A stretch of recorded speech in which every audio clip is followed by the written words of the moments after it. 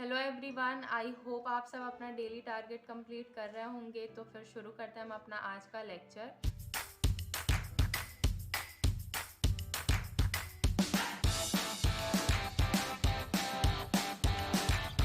तो सबसे पहले हमने देखा था साइटोस्केलेटन। तो साइटोस्केलेटन के तीन टाइप होते हैं, microtubule, microfilament and intermediate filament. तो माइक्रोट्यूब्यूल का क्या था, ये ट्यूबुलिन प्रोटीन से बना होता है, ये हॉलो होता है एंड नॉन कॉन्ट्रैक्टाइल होता है। फिर है हमारा माइक्रोफिलामेंट, तो ये एक्टिन प्रोटीन का बना होता है, ये सॉलिड होता है और ये कॉन्ट्रैक्टाइल होता है। ठीक है। उसके बाद है हमारा इंटरमीडिएट फिलामेंट, तो ये बहुत सारे प्रोटीन से बना होता है और ये भी कॉन्ट्रैक्टाइल होता है। तो अब इन तीनों के फंक्शन देखें तो इन तीनों का सबसे पहला काम तो ये है मेंटेन शेप। ये शेप सेल के शेप को मेंटेन करते हैं। ठीक है। अब सबसे पहले इंटरमीडिएट के फंक्शंस देखें तो सबसे पहला तो है मेंटेन शेप, सेकेंड है परमानेंट फिक्सर ऑफ सेल, यानी कि सेल में जो भी सेल ऑर्गेनल परमानेंट फिक्स हैं किसी पर्टिकुलर जगह पे, तो वो इंटरमीडिएट फिलामेंट की वजह से होता है। और थर्ड है हमारा फॉर्मेशन ऑफ न्यूक्लियर लेमिना, तो न्यूक्लियर लेमिना को भी इंटरमीडिएट फिलामेंट ही बनाते हैं। उसके बाद है माइक्रोफिलामेंट, तो माइक्रोफिलामेंट का भी सबसे पहला काम तो है मेंटेन शेप एंड सेकेंड काम है इसका change shape of the cell. अगर कोई भी ऐसा काम है जिसमें कि सेल अपना शेप चेंज कर रहा है तो वो माइक्रोफिलामेंट की वजह से होगा।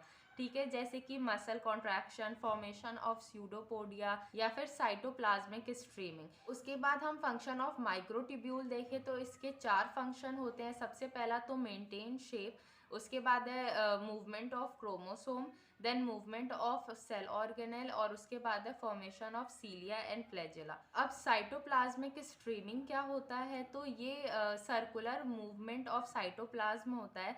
मतलब कि एक जगह अगर न्यूट्रिएंट प्रेजेंट है सेल के अंदर तो उसके बाद इसका सर्कुलर मूवमेंट होगा जिससे कि यूनिफॉर्म मिक्सिंग हो जाएगी पूरे सेल में उस न्यूट्रिएंट की। उसके बाद है मूवमेंट ऑफ क्रोमोसोम, तो स्पिंडल फाइबर्स जो हैं वो भी माइक्रोट्यूब्यूल के बने होते हैं। ये पॉलीमराइजेशन होता है यहाँ माइक्रोट्यूब्यूल का, बहुत सारे माइक्रोट्यूब्यूल जुड़ते हैं जिससे कि स्पिंडल फाइबर बनता है। तो क्रोमोसोम में जो काइनेटोकोर्स प्रेजेंट होते हैं वो इस स्पिंडल फाइबर को कट करते हैं। तो जो सिस्टर क्रोमैटिड जुड़े होते हैं एक दूसरे से, तो जब वो काइनेटोकोर कट करेगा स्पिंडल फाइबर को तो वो क्रोमोसोम आगे मूव होता जाएगा जिससे कि क्रोमोसोम जो है जो सिस्टर क्रोमैटिड है वो सेपरेट हो जाएंगी।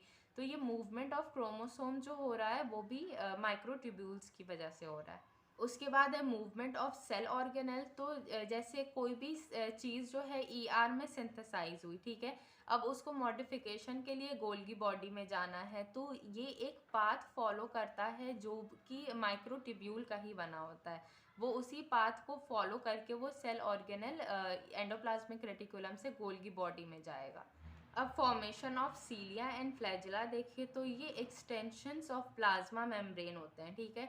जो कि माइक्रोट्यूब्यूल से बने होते हैं। सीलिया जो है वो स्मॉल इन साइज होता है पर मोर इन नंबर और ये कोऑर्डिनेटेड मैनर में मूव करते हैं। और फ्लैजिला जो है वो बिग इन साइज होता है बट लेस इन नंबर और ये अनकोऑर्डिनेटेड मैनर में मूव करता है। अब सीलिया कहाँ प्रेजेंट होता है, तो वो respiratory tract and reproductive tract में प्रेजेंट होता है और फ्लैजिला स्पर्म में प्रेजेंट होता है। अब transfer section of cilia and flagella हम देखें तो यहाँ पर टोटल पेरिफेरल पोजीशन पे 9 प्रेजेंट होते हैं माइक्रोट्यूब्यूल्स, लेकिन डबलेट, और सेंटर पे 2 माइक्रोट्यूब्यूल्स प्रेजेंट होते हैं सिंगल।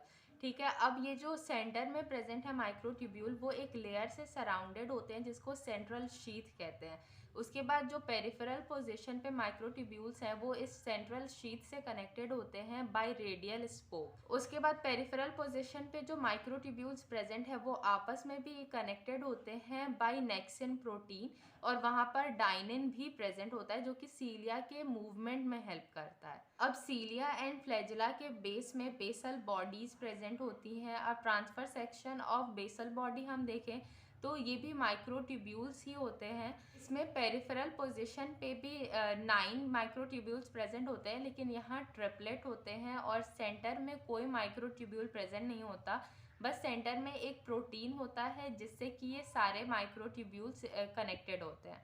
नेक्स्ट टॉपिक है हमारा सेंट्रियोल।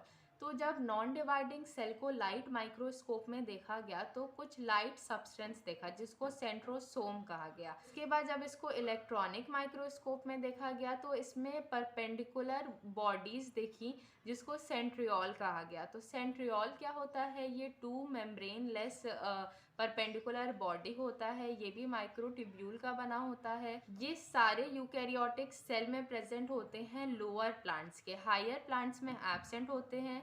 और इनका फंक्शन क्या होता है, तो formation of basal body and formation of spindle fibre.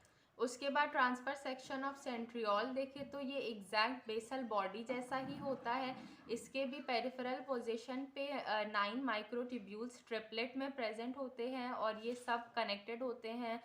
Centre में कोई प्रोटीन होता है उससे, उसके बस इसमें फ़र्क ये है कि इसके माइक्रोट्यूब्यूल्स के पास में माइक्रोट्यूब्यूल जनरेटर प्रेजेंट होता है। इसका काम क्या होता है, ये स्पिंडल फाइबर को बनाता है। तो यहाँ तक हमारा रिवीजन था 9th एंड 10th लेक्चर का। नेक्स्ट वीडियो में हम 11th एंड 12th लेक्चर का रिवाइज करेंगे। ठीक है, फिर अल्लाह हाफ़िज़।